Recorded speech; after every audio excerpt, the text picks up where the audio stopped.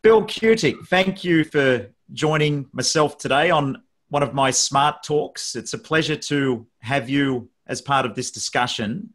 Glad to be here.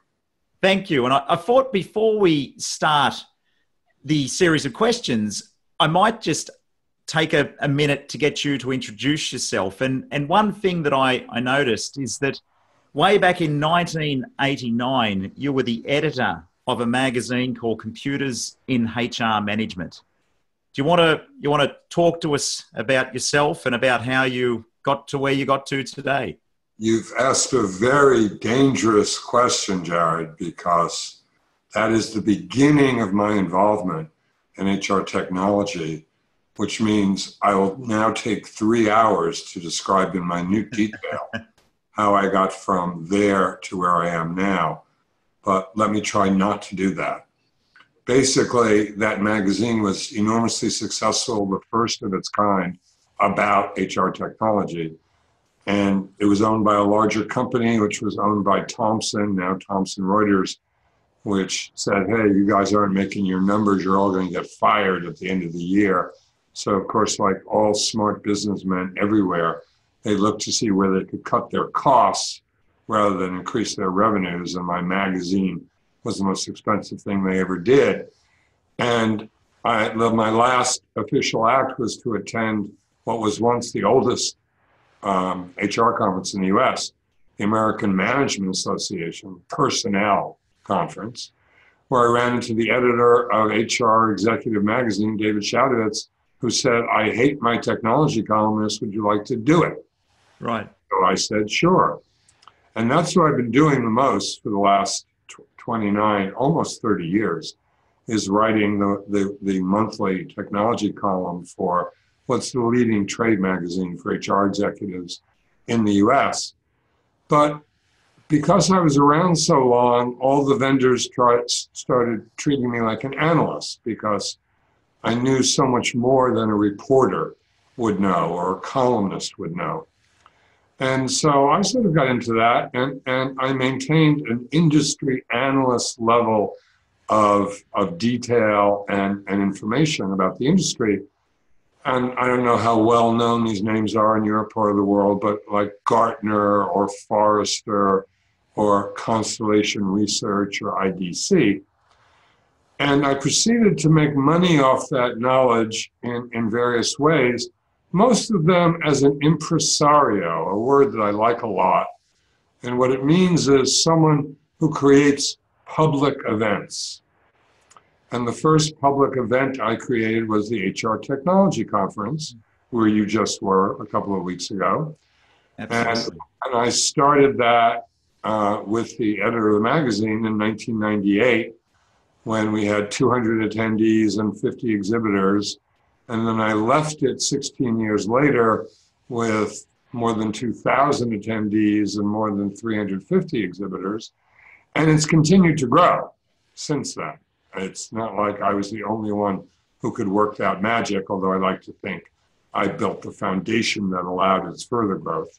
So it's now the largest in the world. And as you saw, you were just in Las Vegas. It's huge and everyone is there, right? Indeed, indeed. And it's an amazing way to learn about the industry.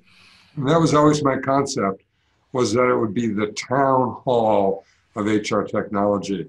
I edited a newspaper in New England that still had the original structure of democracy in the US, which was the town hall meeting, where once a year, everyone who was eligible to vote in town, and of course, scholars know that that did not include African Americans before our Civil War, and did not include women until 1923 or something like that. In any case, everyone who could vote in town would meet in this one building and vote on what the legislature of the town, be it called a board of selectmen, a board of supervisors, a city council, whatever they were called, the entire place would vote on what they had to say and what they had done.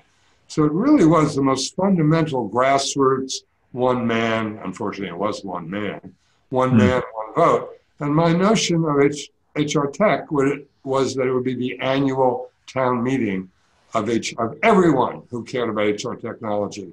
There were some professional groups in the US who sort of discriminated against vendors. Vendors were bad because they were trying to sell us something and they want to take money from us. And my attitude was, hell no.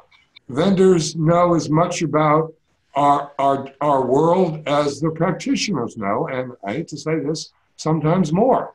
And so I consider them a full member of the community right from the get-go. So the community was basically practitioners, consultants, analysts, press and media, of course, and the vendors.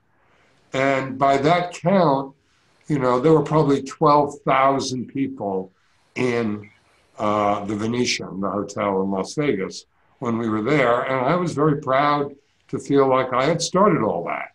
And I made money in other ways from it. I had a podcast called The Bill Kutik Radio Show. And now I have a television show, as you know, that doesn't depend on modern technology the way yours does, but on old-fashioned technology that is much more reliable, to my mind, of, you know, renting an old-fashioned TV production studio for 4 hours and videotaping with 3 cameras, very interesting guests, and then cutting the pieces up in an old-fashioned editing room.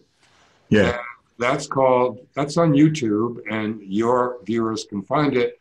But when they search for it, they have to search for the whole name, which is Firing Line with Bill Kutik. And that's K as in kilo, U-T-I-K, of course, because there was in the US a very famous political show called Firing Line with this very conservative man named Bill Buckley. And it ran for 35 years. It was the longest running one-person public affairs show in the US. And so there are just 10,000 YouTube clips of that show. So you have to wade through Bill Buckley and get to Bill Kutik.